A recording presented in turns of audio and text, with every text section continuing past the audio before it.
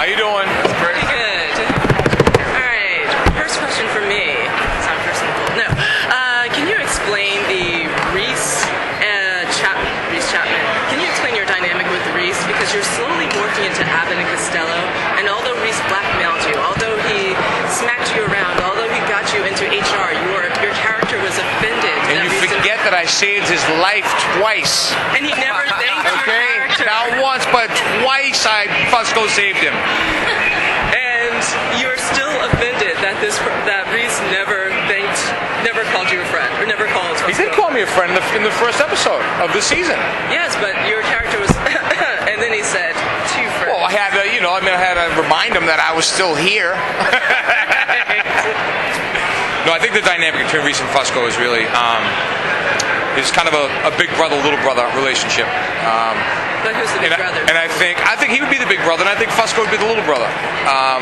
It's the Fusco is a character that, as we all know, is a tad conflicted. I think what makes the character so interesting is he has a sense of duality. You don't know if he's a good guy doing bad things, or if he's a bad guy doing good things. My approach to the work is I try to play it as truthfully as possible and leave that entirely up to the viewership. And that's what is so interesting about playing Fusco, for me anyways, and as an artist. It's not a very defined character. It's you put it out there and you let the viewer decide whether they like him or whether they dislike him. And I think the dynamic between Reese and Fusco, I mean, if you look at us, we're two very different people. He's tall, lean, classically handsome. I'm short, kind of squatty, and look like a Coke machine with a head on it. And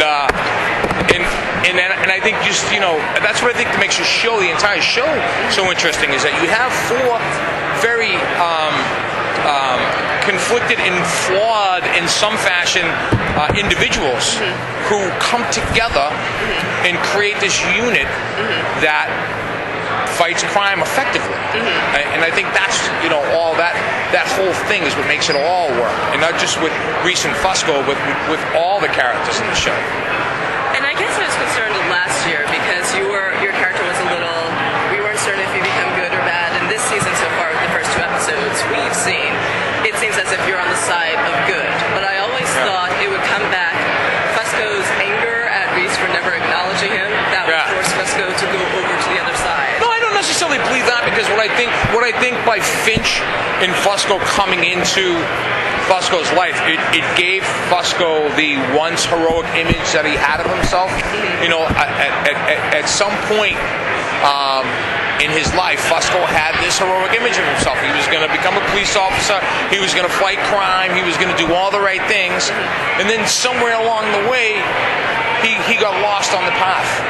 And I think, by having Finch and Reese coming into his life, it brought him back to that path. That at first he was apprehensive and he was rebelling against it. And you remember in episode 3 last year, he tried to have the Colombian drug cartel take Reese out, and then as it progressed and as the story continued on, he started to embrace the idea of it. And it was like, well, you know what?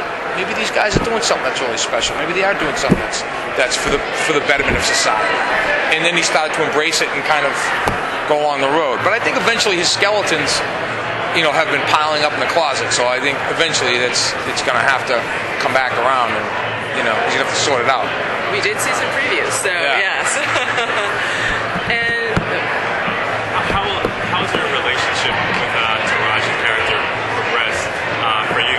Like, there was that great scene when you were with the mafia bosses, and it kind of cut away, and we were wondering what decision you'd make, what decision Fusco would make when you were with Taraji, and Elias was outside the door, and now you guys are kind of like partners. So how's that? Well, I think that the trust amongst the four of us, the dynamic has definitely changed so far in the beginning of season 2. If you remember in the finale last year, Fusco tells Carter that he's been working with these guys, and she's like, well, hey, man, I've been working with these guys as well. So I think that's where there's been an instant bond of trust that was developed by these, because we both know that these people, these two individuals, are doing the right thing. So for me to embrace the ideology of what they're trying to do, and for her to embrace it, it's kind of like, okay, it's automatically this instant kind of bond and this instant trust that's developed. And I think that's what we're riding right now. Whether it will sustain, I don't know. Would you ever want to go inside the kind of home base that they've developed?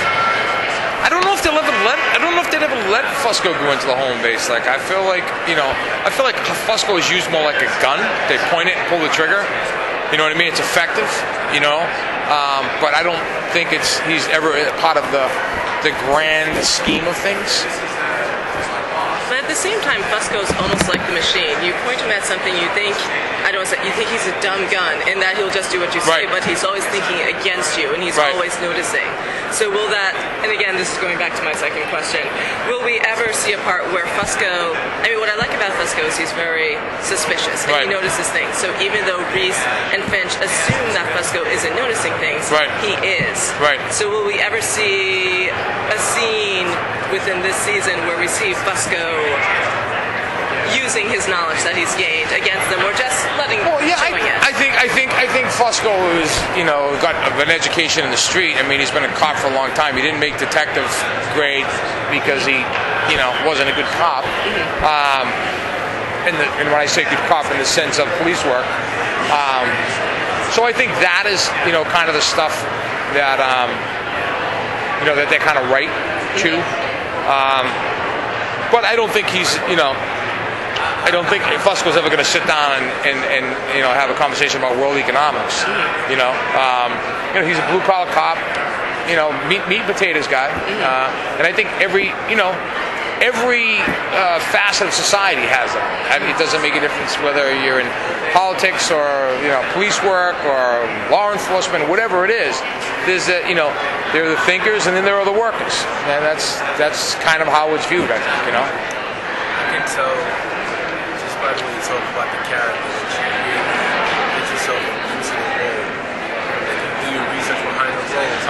Is there anybody like in law enforcement that you might maybe roll Boys in Blue? I got a guy, Danny Cannon, that I use, who's my guy. He's a detective. He's a New York homicide, so he's my guy. But I also got 3 cops in my family. I got 3 nephews.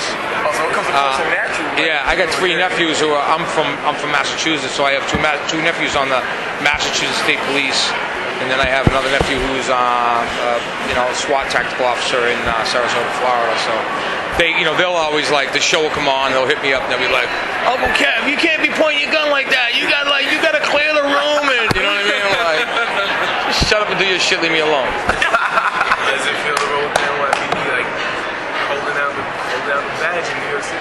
Yeah, I mean, I've rode with a lot. I've rode with, you know, New York. I've rode in Boston. I've rode in Baltimore. I've rode in D.C. I mean, I've done, you know, I've ridden with quite a few police departments in L.A. I've ridden with the LAPD. So I've done, you know, my fair share of ride-alongs for not only this job, for other jobs that I've done. Sorry, I gotta steal. All right. No problem. Hey, it was nice meeting you all. Thank you. All right. Thank you. Do you have a question, honey? If you didn't get one, sure. Huh?